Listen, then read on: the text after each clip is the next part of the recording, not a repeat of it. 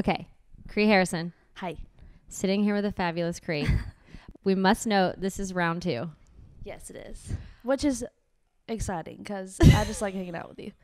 I appreciate that. I love hanging out with you. Good. I know you are so busy though, and have to tell everybody what happened. Okay. Kree's a badass, and I was like, Kree, can I interview you? And she's like, yes. And she's got all this stuff going on. She's releasing her new album. She's like so incredible. We did this interview. It was so fun. It was. And then I didn't record it.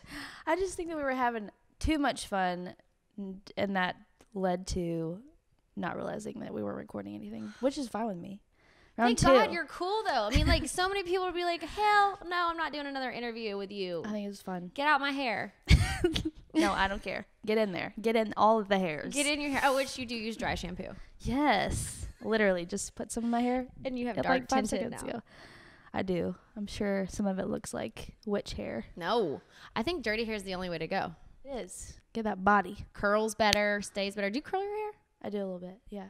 Looks really nice. Your hair looks really nice. I curled it for you. Oh, snap. I tried to do myself up a little more this time. I was like, I'm going to curl my hair for Kree. You always have good hair.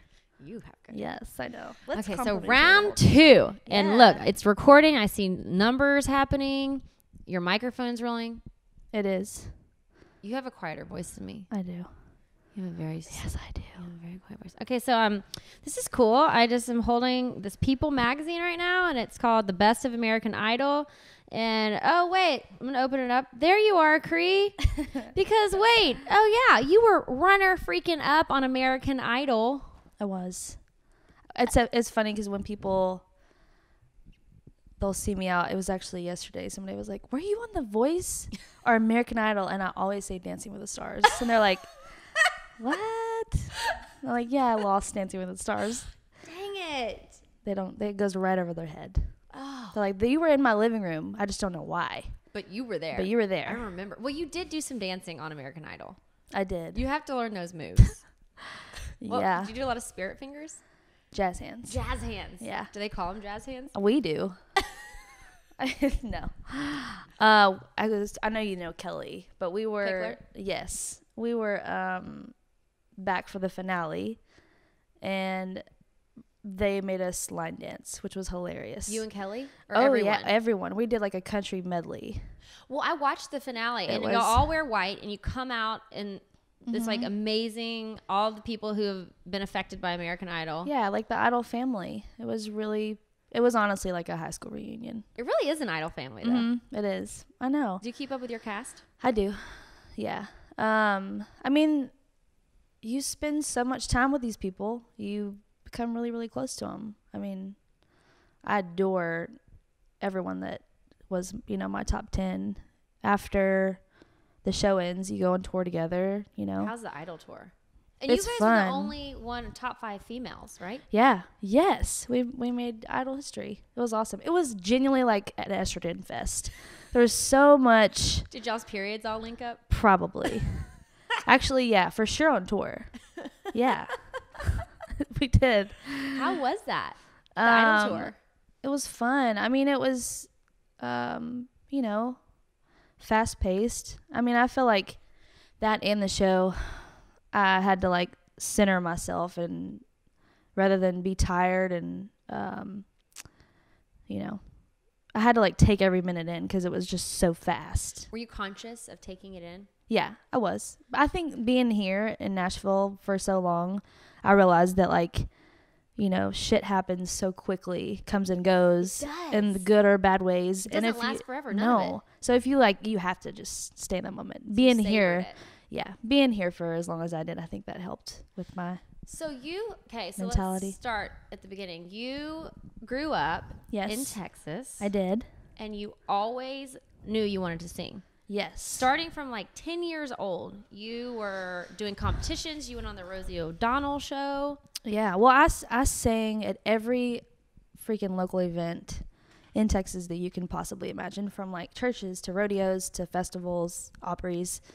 And then a friend sent in a videotape of me opening for Percy Sledge or Wayne Tubes, one of those. And Rosie O'Donnell was like, "Hey, we want you to be a part of, our talented kids segment. So someone just sent that in? Yeah. And then she, like, scooped you up. Yeah. I came home from school and my mom was like, so you're going to be on Rosie O'Donnell. We got to pack our stuff. And I was like, what? What do you mean, Rosie O'Donnell? Did you kind of feel like, okay, cool. Oh, yeah. I was fucking pumped. You were ready. Yeah. Absolutely. Yeah. Okay, so you did the Rosie O'Donnell show. Mm-hmm. And then you also, I thought it was cool, you played the Apollo thing. I did. That was a big yes. venue. And that was a talent show for you? Mm-hmm. What was that? It was fun. How old were you? 10? Like that age? No, I was 8. Oh. Then that was before. I know, it's dumb. I was an infant. But you could already sing when you were that young. I mean, literally, it's the only thing that I know how to do right. That's not true, Kree. You do so many things I know, right. I know. Like my hair. Like your hair. No. No, seriously, though. I've known forever. I mean, we were talking about this last time. Like the first interview we the tried? first interview. We were. No, I mean, how crazy it is. I mean, you've known for your whole life that you wanted to be entertaining. And but I didn't know singing like you knew. And mine is not singing. Now I've realized through singing, it's hosting. But you knew yours was singing. I feel like we have that in common whenever you grow up and you're just like wanting to be creative in every way. Yeah. I didn't start writing till I was 14 and that was another outlet for me. I think that you just realize that once you get older. But yeah, it always stemmed from me performing for sure. And we were talking in the first interview, but I think this is such a great point that we talked about.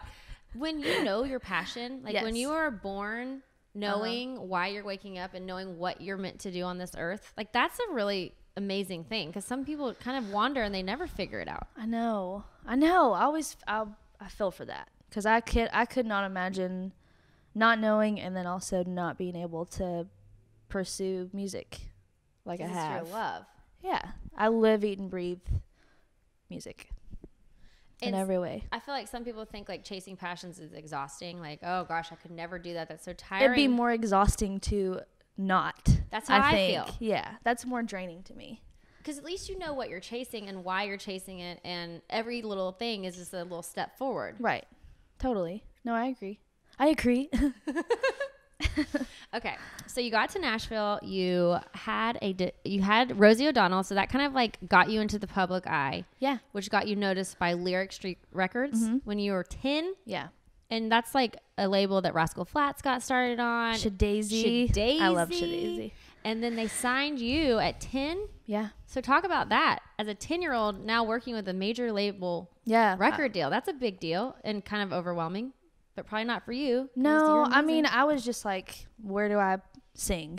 Where do you put me somewhere, whether it be the studio or on the stage? They were so great with me. I mean, for working with a child, I thought. I mean, even though I was never like one of those little annoying kids running around, I've literally been this same adult, chill person my whole life. But because you're only 25. Yeah. But you feel so wise.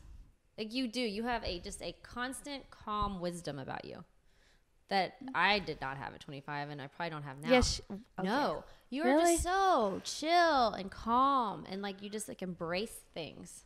Yeah. You have to. How do you know that so young? Convincing myself that I don't know anything.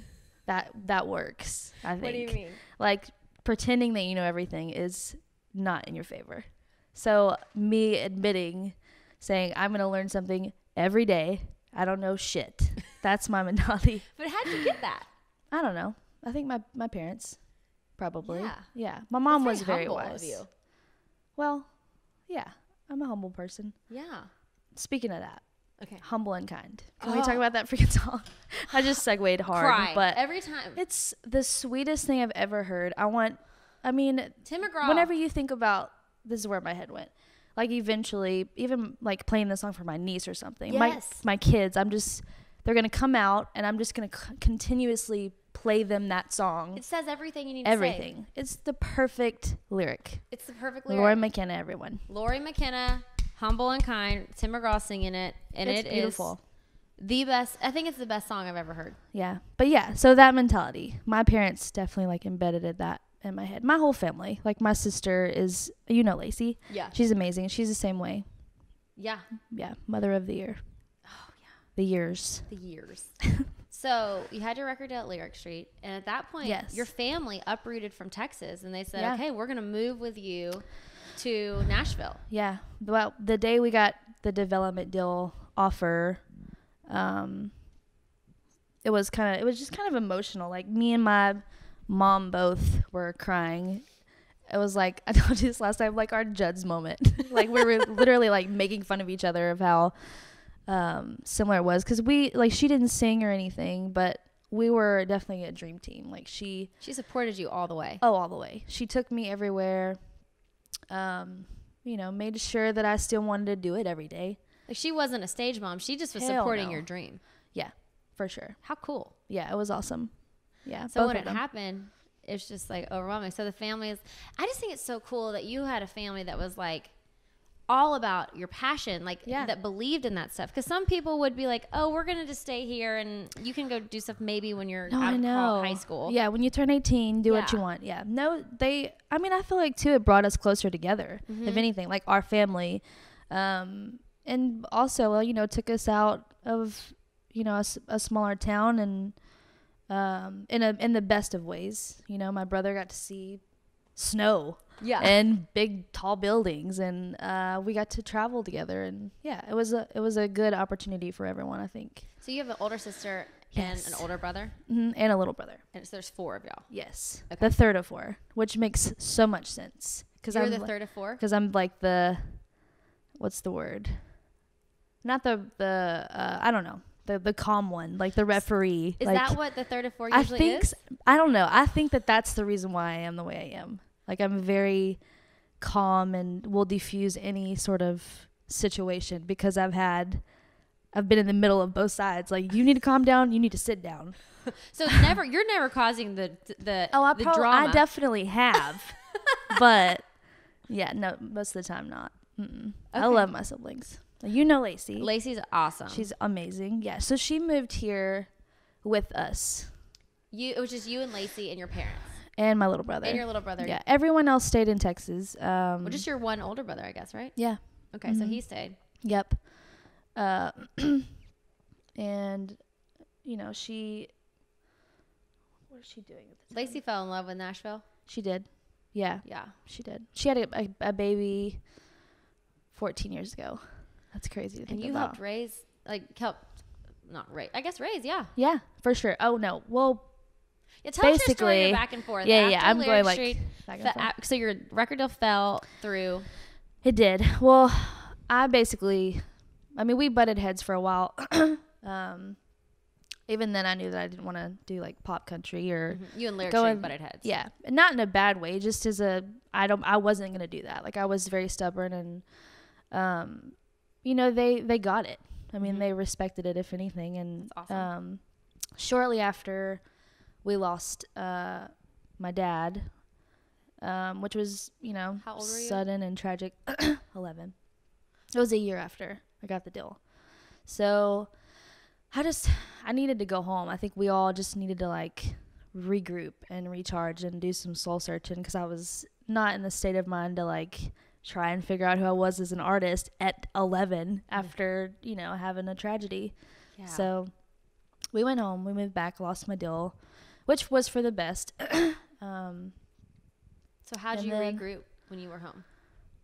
I mean, just spending time with family, honestly. Like, it's very easy to recharge and think in an environment that we were raised in, because it's a deer lease.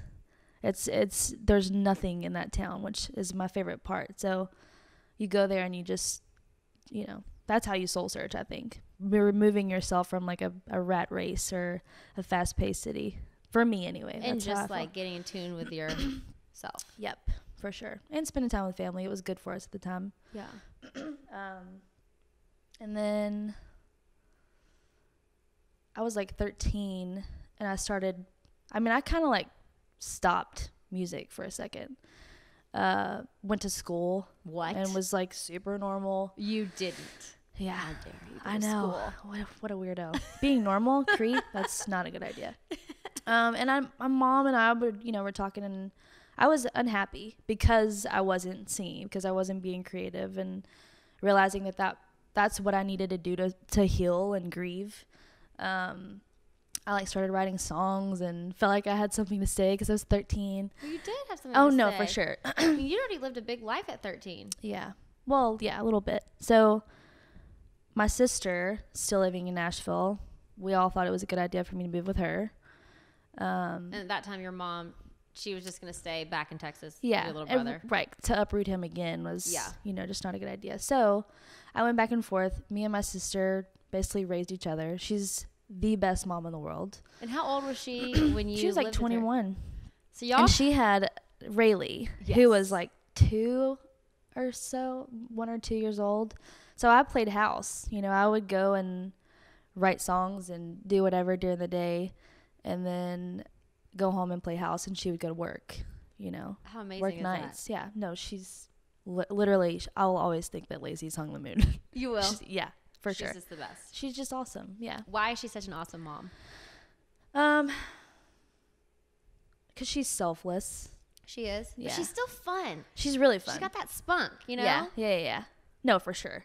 Definitely. But she's just so she's just selfless. caring and loving. She's got a million purposes in life that I'm sure she'll tackle all. But one of them was how maternal she is. Like she always did that with us. I was like her baby doll growing up. She was 8 when I was born. So she literally played house with me. It's full circle. Anyway. And then you were playing house with Rayleigh. How amazing is that? I know. I love that kid. And was it kind of fun though when y'all were just 2 sisters free? Yeah. And you're 13 now? So, I mean, Oh, yeah. you could get into a lot of trouble if you wanted to. Absolutely. We got into some trouble together, and then when it came to the time, she would be like, all right, sit your ass down. Then she would like play mom, She's amazing. But yeah, so I wrote for a while, and Trey Bruce actually was the first one that got me into writing. And he's a big hit songwriter and producer. Mm-hmm. He's written Whisper My Name to You Can't Lose Me by Faith Hill. Oh, gosh. I know. I love Faith. So, Yes, Faith. Faith is everything. She is. Yeah, and introduced me to like the writing community, and I just, befriended like basically everyone that was over at Chrysalis, where we all signed like your publishing King deal. Billy. That was your first publishing deal. It was. Yeah. King Billy and Chris Jansen and Lucy Silvas, who are all some of my best friends. John Osborne of Brothers Osborne met Lucy? Yeah. Was through because she got a I remember publishing that deal? day. Now they're married, which is my favorite couple ever. Lucy Silvas, if y'all don't know her, she's from England and she's a songbird. Amazing. She's incredible. She's married to John Osborne from Brothers Osborne. Mm-hmm. Cree hangs with a cool group of people. She only hangs with like Somehow the cool people. they let me. Because you're freaking cool. I'm just kidding. So y'all all and Chris Jansen and King Billy, they were like the biggest band in town in Nashville for a while. Yeah, we were like, I was the female artist and Chris Jansen was the male, and then they had their band, King Billy. So I don't know, it just kind of felt like college for me. You know what I mean? Like I was taught a lot by like even John O. I've listened to great music growing up, from Otis Redding to Merle Haggard, but he taught me like who Patty Griffin was and Daryl Scott and all those guys. I learned a lot from my friends at the time. I still do, but it was inspiring to like get in the writing world of things, not knowing that growing up, Which is also cool because on American Idol, you sang one of Patty Griffin's songs. I did. And it was like, I did. bring the house down. How was that? It was fun. It was, that whole experience was freaking nuts. What was it, up on a mountain? Mm-hmm. Up to the mountain. Up to the mountain. Mm-hmm. And then full circle, since I know this since I already interviewed you. Yes. So then Emmylou Harris happens to watch American Idol. She loves it. And she loves you. Yeah, well, it's freaking mutual. That woman's an angel. But the fact that Emmylou Harris watched American Idol, you sang a Patty Griffin song, and then tell me what she invited you to do. Well, this is like unbelievable. It is full circle. It's crazy. I can't actually handle it. Tell that little story because people are going to die. She and I have become pretty good friends. First off, you've become pretty good friends with Emmylou Harris. Like, you have her cell phone? I do. I know. It's freaking weird. I named my dog Emmylou after her. You did? Yes. Oh, I didn't know that. God, she would actually love that because she's obsessed with loves pets. Dogs. Yeah. The first time I met her, I sang for her pet what's it called? She has that pet adoption or rescue or whatever. Yes.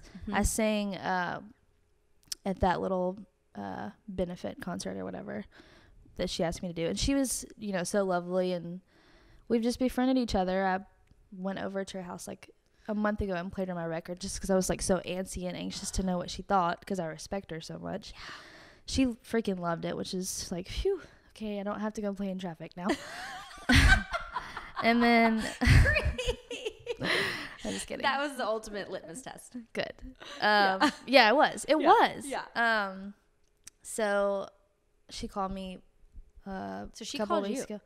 Yeah. She called me a couple weeks ago and asked if I would be their special guest for this round that her, Patty Griffin, and Buddy Miller are doing. That's just stupid. It's crazy full circle, but I've obviously, you know, known Emmy for a minute, and Buddy Miller, who I love as well, but I've never got to watch Patty live, much less hang out with her. And so now you're in a round with her and a show with her? I'm playing a song. Yep. I don't even know. Can you even believe your life? I mean, No. of course you can. I mean, because you know you were meant to sing. Yeah. No, like, I'm very, very thankful for the people that I'm around. To materialize dreams, though, like, okay, you go on American Idol, you get second place. Like, your voice is so good, but, like, to actually now have it be, like, noticed on the level it should, and then have Emmylou Harris. Well, people that you respect, what you do with my hands, ever. For the people that respect, you know, my stuff as much as I respect them, I don't know, it's just a crazy thing. I'm very, very blessed, I think. That's so freaking cool. Okay, so you're in the writers. I had to segue because we can't forget that story because it's just too cool. No, I love it. Yeah. It's the best. So you're in the writing community now. You're hanging out with the brothers Osborne, Chris Jansen, Lucy Silvas, and you're friends with Casey Musgraves, and now like you're living with Maren Morris, who's like up and coming in country. Like you're just in the scene. So a lot of record labels were really interested in you. Yes. And I remember I told you this. Like you were like the darling of this town. You still are. That's but like so sweet. when you came to Nashville, when I came to Nashville, I think you'd been here a little bit before me. I'm like a decade older than you. Yes. And you look younger. I could be your mother. God, no, you couldn't. Actually, you should raise me though. You're much wiser. I'm like 10 years behind you on catching up. You'd be screwed. Let's be honest. But yeah, what was it like being in Nashville with like all the record labels? Because so many people wanted to sign you, and then it's just I felt like nothing quite came together all the way. No, there was, you know, I would do showcases, and there would be things on the table, and then it just wouldn't make sense, or it didn't work out, or I mean, honestly, I didn't feel. I realize that now that I was completely ready for any of that. You weren't ready yet. No. Why weren't you ready yet? I mean, I just wasn't exactly sure who I was as an artist. Yeah. I mean, I think that you know, constantly can, what's the word I'm looking for? Evolve as a, thank you. I'm a dropout as well. Hey, not everyone needs school. Oh God. So, yeah, I actually disagree with you. I think I definitely need to go back to school. I have to look up those words in the children's dictionary, and then those words, and then just kidding. No, but I don't know. I just didn't think I was ready emotionally or as an artist, and you didn't quite feel sure of your artistry yet. Which you're is sure of your talent, but just totally. not your what exactly what I wanted to say, and my lane as far as, you know, being an artist. Anyway, so it worked out for the best. I never released anything, but I remember one time in particular, like we were signing, like paperwork was on the table. We had a fucking cake. Like we were celebrating like when you get a this cake, deal. it's real. Official. Yeah. And a week later, these two labels merged. It was John Grady and Mark Brown at Sony. And they merged, and I was like, oh shit, now what? And they said, okay, so we're not going to do this deal anymore. No, because they weren't there. The people that were signing me were leaving. And that's a thing too that people don't realize. It's not like this record label. It's like this machine. It is a machine, but it's people. You have to have your team that gets you, that believes in you. It's your advocate. So when your advocates are gone, they were amazing. Yeah, right. You like just never know. But again, like I said, everything happens for a reason. I really do believe that. It was a blow, but you know, shit happens, and I know. been let down harder. So yeah, it is a blow. But yeah, when did you start realizing that everything happens for a reason, even when it sucks so hard? Then, honestly, I mean, I don't know. I think that you just have to. We were talking about earlier. I think my parents just embedded that in my head, like having the life isn't fair. The victim mentality. Sucks. Yeah, I mean, it's honestly just kind of annoying. Like, I don't like being around it or putting it out. And it doesn't get you anywhere. No. Because no one feels really sorry for a victim because truly... Also, it could be so much fucking worse. Like, I could be starving in a fucking foreign country rather than going, oh, they don't want to sign me anymore. That's just silliness. But that's perspective, and I don't feel like everyone has that. No, you're right. But, I mean, those people... aren't in my life that don't have that mentality, because it's, you know, life isn't fair. Get over it. Yeah, it's true. Yeah. And we're supposed to learn the lessons, and I think that like you don't learn all the lessons if you just have perfect all the time. Exactly. How can you learn anything? You have to know the bitter before the sweet. Or right? To taste the sweet. Is that how it goes? I love that. That is true. It is, yeah. Mm-hmm. And then, so after that happened, the other blow, we lost my mom. So at this point, too, right? Yeah. So at this point, I was 19, and it was just honestly like the worst case scenario for our family, you know. So went back to Texas again. It was just like, so Texas is your healing place. Oh yeah, like where you grew up. Texas will always have my heart. I love Nashville, but my whole family's there, you know. And I just like the culture. Like, so did we you go live back to your place? I went back to where my family is. Yeah, we don't, you know, have the house that we grew up into. Well, and you did a really cool piece on American Idol. I did. So you saw that we still have that property, but the house is, you know, caving in.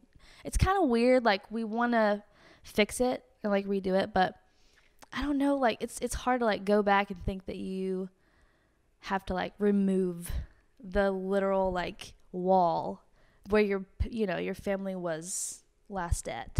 You know, like, because they're not here anymore, and I don't know. It's just kind of sad. The memories are in the walls and stuff. Like, you don't literally, yeah. How was doing that piece for American Idol? Like, for people who didn't see it, what was that like for you?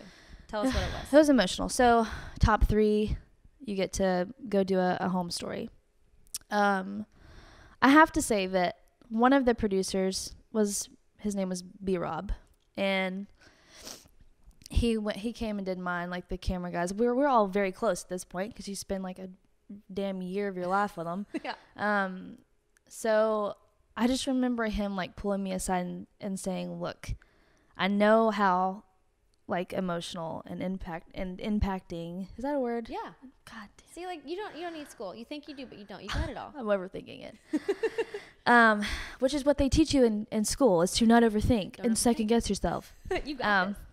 So yeah, it was just really emotional, and I just remember him pulling me aside and saying, like, at any point you need to stop or whatever. Like, it was so selfless of him to do that, because I mean, it's TV. It's like, it's good TV. Mm-hmm. You can't make this shit up. So it's like, they would probably most of the time be like, yes, let's get her. She's bawling in the corner. Let's follow her, you know.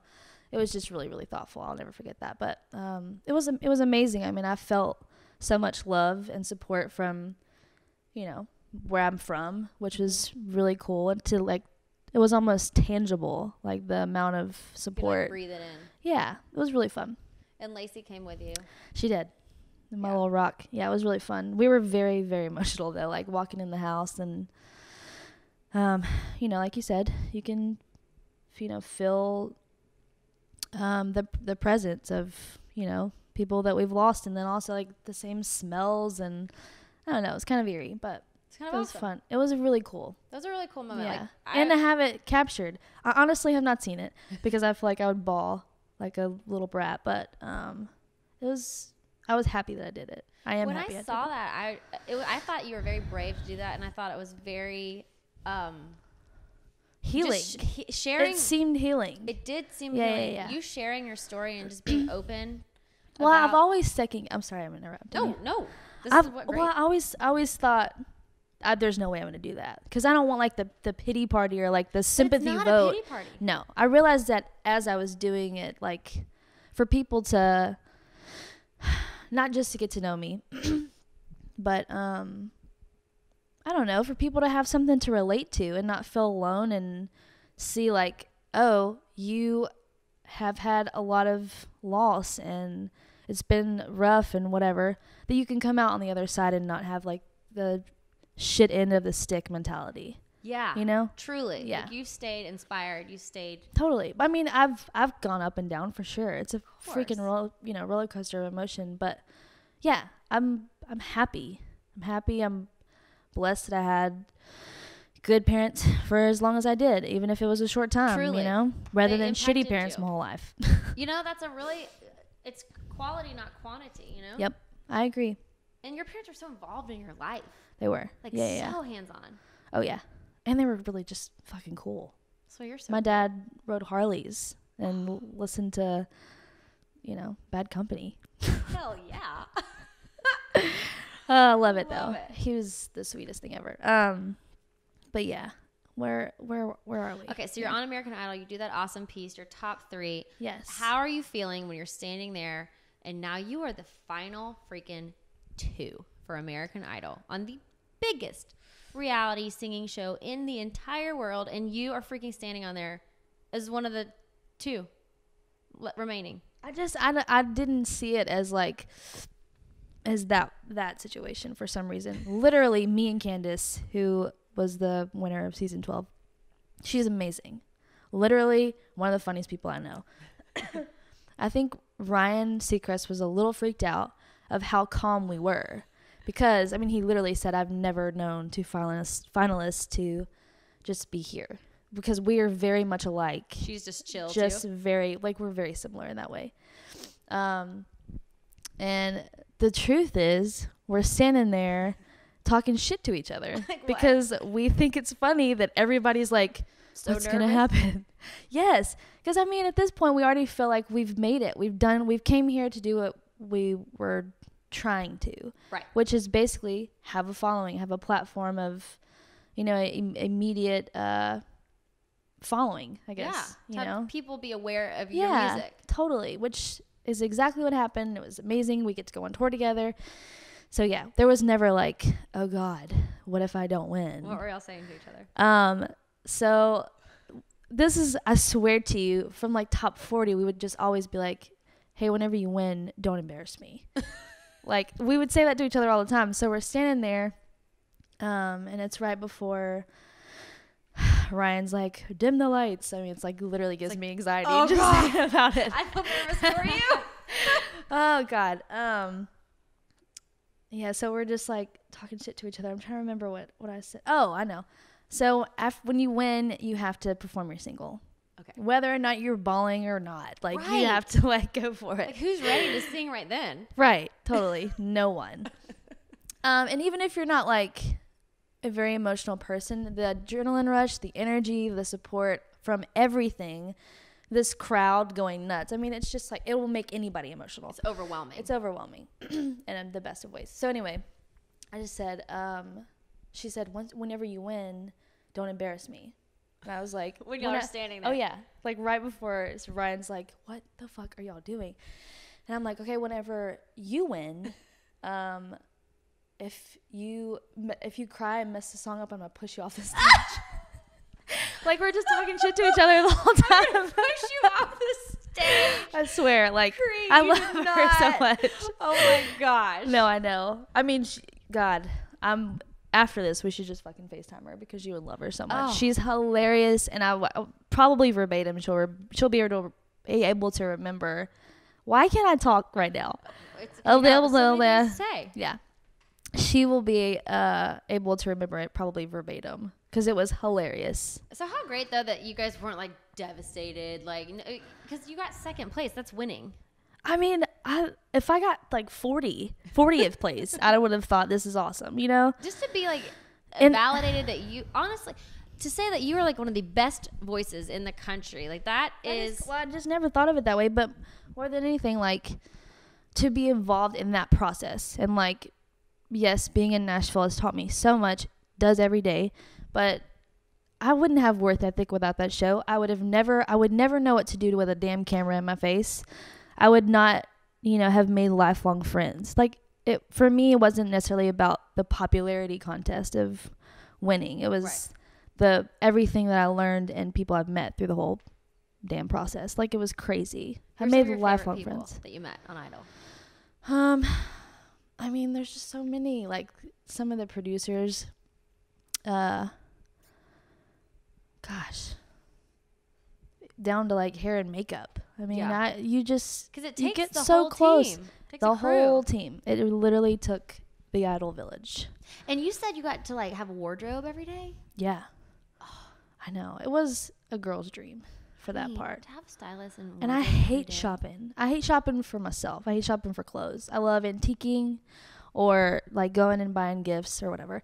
But I do not like going to a damn dressing room with hospital lighting and trying on clothes. I get hot. I don't like it. It's stressful. It's stressful. So to have someone who already has all your measurements and sizes and like your so style, fun. and they just bring you clothes that fit. You're like, nope, yes, nope. So and there's fun. like a 98% chance they're gonna fit great. That's so wonderful. Yeah, it was really fun. And the shoes. The shoes, girl. I got some shoes to show you. Oh, did you get to take them home with you? Oh yeah. Did you get to take home your outfits? Yeah. You still own them? Mm-hmm. Stop it. I wear a size 7. What do you wear? Shit. I figured you did. What do you wear? You would wear a 7. I feel like all of my friends have the tiniest fucking feet. Maybe that's normal, and I just have huge skis. What size skis do you wear? 9. That's great. You're not going to fall over. Foot. Right, but I'm short, so you think that my feet would be smaller, and they're not. My sister has like size 10. Really? Mm-hmm. Is she my height? How tall are you? 5'4", 5'5". No, she's 5'7". See, right. That makes sense. I don't know. Anyways, I would share my skis with you, but they wouldn't fit. Yeah. Okay, so what were the judges like? They were awesome. I mean, Nicki Minaj. Yes, Mariah Carey, Keith Urban, Rainey Jackson. And you were wifeys with Nicki. I was. Tell us about that. There was this particular time where I think it was top 40. I'm pretty sure, and she was just really sweet and was always about me. And she made this comment of like, well, you're my wife. Like, that was her thing. And she talks like that. I love her voice. Can you imitate her voice? Yes. Will you do it? Yeah, I will. She would just be like, Kreedom, I am obsessed with you. You're my wife. And I would just be like, yes, I know this. And then she's like, I think she said, how is it possible that your you have sexiness... to keep talking in her voice. Oh, I can't. You have to. I can't. I don't. That's all I got. Shit. I can't. Okay. But she did say, how is it possible that your sexiness level went up again tonight? And I said, I'm just trying to do my wife proud. And everybody lost it. And then from then on, we were like the couple. I wore a fake engagement ring just to be an ass because I thought it was funny. That's the best. Yeah, she's awesome. She's the sweetest thing and very, very smart. Yes. Yeah, very smart. Very clear about her vision, huh? She is. I mean, some people would call it a gimmick, and I just think that it's a fucking marketing. She's a marketing genius. And she's authentically owns it. She does. Yeah. Like, it's like not fake for her. Like, she like is that. All the time. Yep. And then Keith Urban. The sweetest. And then you played the Opry with him. I did. And you said, I have a quote from you that... What did you say? Where's all my notes? You said something about how, like, playing the Opry was your greatest dream and, like... It was. To accomplish that. 'Cause you always wanted to do that? Yeah. I mean, there's whenever I was on Rosie the first time, she asked me, like, what are my dreams and goals or whatever. And I told her, a few things. And then Grand Ole Opry would just be an honor to play. So I've been wanting to do that for my, since I was probably 3. And then you did it with Keith Urban? Yeah, he told me after the finale of my season of Idol that I was asked to play, and we both cried. He told you that you're asked to play after Idol. Did he tell you that on TV? No. It was after, but it was back, like, we were literally walking to press, and he's like, hey, I gotta tell you something. Let's stop really quick. And like, we literally both cried. He cried too? Yeah, I was just, I mean, he's the sweetest thing. You know, he's the sweetest thing ever. I don't know Keith Urban. I've always loved I thought Keith you've Urban. met. I thought you've met him In my dreams many times. Man, he's just, he's genuine. Like, he's one of the few. He really is. And he looks at you when you're talking. There's no like, where else do I need to be? Even in the middle of chaos. And he, why do you think he's like that? That's amazing. I don't know. I mean, maybe his raisin or something. Souls. Yeah. With those pretty eyes. So he started crying with you. Yeah, he did. No, it was very emotional. I mean, I just couldn't believe it. I was like, what am I going to do now?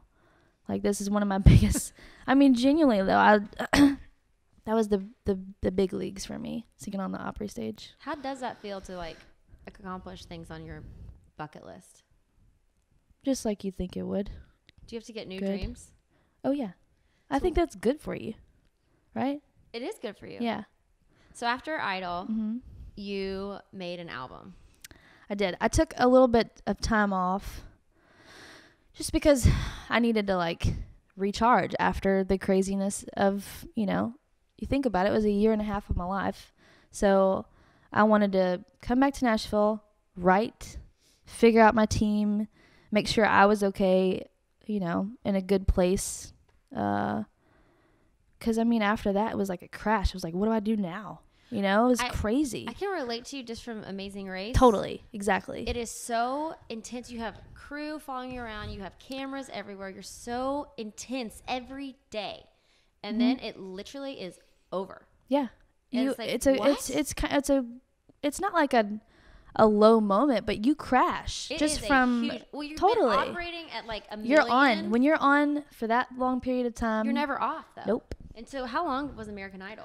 A year and a half. I mean, auditions, that process goes, you know, months.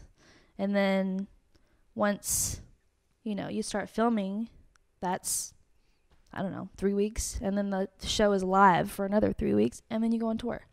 So you're just at this high adrenaline level. Constantly. Just like you were saying. Like once you get off whatever show, whatever schedule that's crazy, yeah, I crashed. So basically I had to just like regroup, come back and regroup again, which was good for me. For being a creative, I definitely do. I think it is too. Yeah, I mean, for me, I speak for myself, but I have to. Well, it happens, like you said, nothing lasts forever. Like these highs don't last forever, these lows don't last forever, and you're constantly just having to navigate the highs and the lows. No, and I think it's good for you, like to just be on all that that whole time. I don't know. I feel like you gotta separate yourself, or I do. Again, just me. Yeah. Yeah. You know. Okay, so you crashed. And what happened when you crashed? I just like needed to figure out how I was going to make a live studio record and with who would want to do that. Everyone. Well, I mean, as a new artist, it's kind of scary. Kree Harrison. Your voice is like 1 in a million. That's what you maybe don't know. No, I know. I mean, it's, you know, what I do. By now you have to know. I do know. Yeah. No, it's what I do. But, I wanted to make sure that I wasn't going to half-ass it. So I didn't want to like come off the show, rush a good record, and then have to go play it just for the momentum. Like I just needed to remove myself. So I did. I wrote for, started writing for this company called Plaid Flag. And we sat down and had a conversation about getting an investor for a live studio record. Did it. I started writing a year before we made the record. And so you did a live studio album. Yeah. Awesome. Well, I mean, I've always wanted to, like, more than just me wanting to emote more, you know, and I feel like live, I do that. You explain. Most albums are studio albums. Yeah. So what's the difference between a live album and a studio recorded album? Obviously, you're in a studio, but yeah. Break down the difference. Well, my influences would go to a studio, be in one big room, and literally track everything to tape. So that's what I did. I picked a studio in Asheville, North Carolina. Oh, awesome place. It was beautiful. That place is enchanting. I didn't even see any of it except for the studio, but it was enough for me. It was this old church. Jordan Lenning. I know. I'll show you pictures, but okay. Jordan Lenning is just a brilliant man, and he told me about the studio.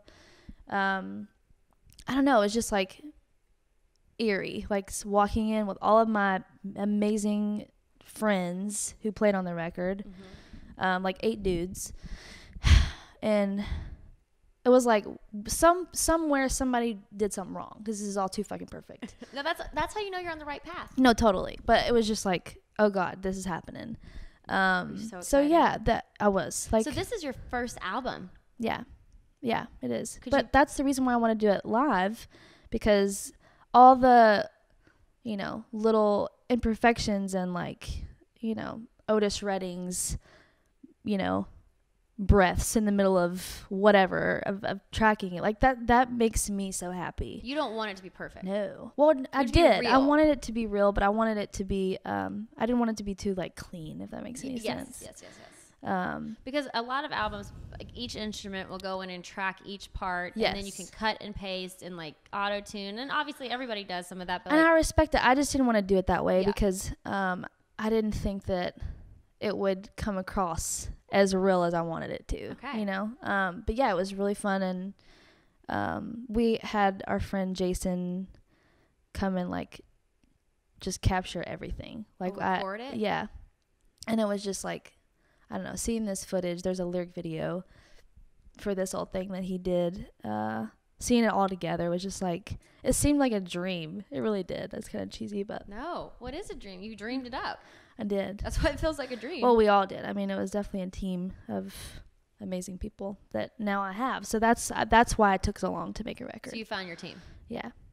Isn't it crazy though that you literally can dream things up in your head? Yeah. And they can become real? Mm-hmm. I'm a huge believer in that. Clearly. Do you have vision boards? Or do you visualize? No, I do like, I don't know how you would say this. I don't know. I think of dumb things, mostly at a bar stool, on a bar stool with my friends, drinking whiskey, and I'm like, oh man, what if? So you're always dreaming. Oh yeah, right. I mean, I feel like always. all creative people are that way. I agree. I don't know, but yeah, I'm really proud of this record. And it's called this. Is the whole album called This Old Thing? Yeah. Which that is the coolest title. First really? off. Yes. Well, when I heard that you put out a song and the album is to come. You haven't released the album yet, right? No, that'll be this year. Okay, great. I don't know when really. I think it'll be like the end of summer. Perfect. Or something. When you released This Old Thing, though, I just thought to myself, like, that is like the perfect song for you, because just knowing you and how cool you are and how like humble you are. Aww, and how babe. like you're so talented, but you don't like take yourself so seriously. Like, like you're just like so chill and so cool and so relatable, and yet so unrelatable because your talent is out of this world.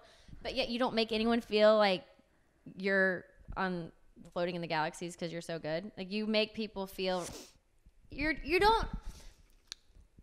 just relatable, but yet you're so talented. And then that title, I was like, of course, it feels like just home. I love that you're saying that. Mostly because, I don't know, I had this like crazy thought when I was there. We were recording this, and I have this old book. It's just like, I don't know why, it's my favorite thing, but I was bringing it to show one of the guys because I just thought it was cool. It looked like old, and it looks like I think this book was published in like the 1800s or something. Okay. Like, it's just an old poetry book. I was just being a nerd, like showing it off.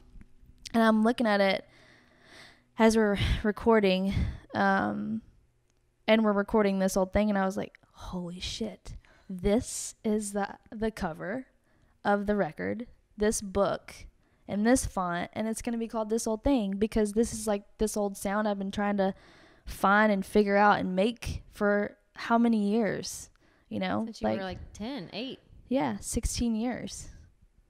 Dang. Yeah. I don't know. It was just kind of that's a commitment to your craft. Yeah. Yes, it is. Yes. You are committed to your craft. Committed. Yeah. I'm so committed that I'm going to be admitted pretty soon. I don't know what that means, actually. That is the best ever. It's so dumb. No, it's so good. Because there's a shred of truth in it. I think all of us here are Totally. absolutely insane. We are absolutely, but insane together, which makes it fine. Yeah, exactly. That's amazing. I love that. So committed. I'm gonna be admitted. When you have merch, you should. Oh do God, no! But that's the best part too. Like, I didn't realize how much we could use this whole thing to our advantage. Like making merch right now, and like there's T-shirts to say this old thing. Like this old. I don't know. I'm really proud of that song, and then also having it to be the, name of the record, title track. I'm so excited for you, Kree. Thanks, babe. Thank you. You're the best. Okay, so I'm going to wrap up. And this interview did record. Yay. Glory, hallelujah. If it didn't, I could totally just do it again tomorrow. Not third time's the charm. 2 times is the charm. You're an angel for redoing it. You're an angel. I really don't mind. But actually, everyone's going to be jealous because after we wrap this interview, I get to hear your whole album of this old thing. Yes. So I'm so excited for you to hear it. I cannot wait to hear it.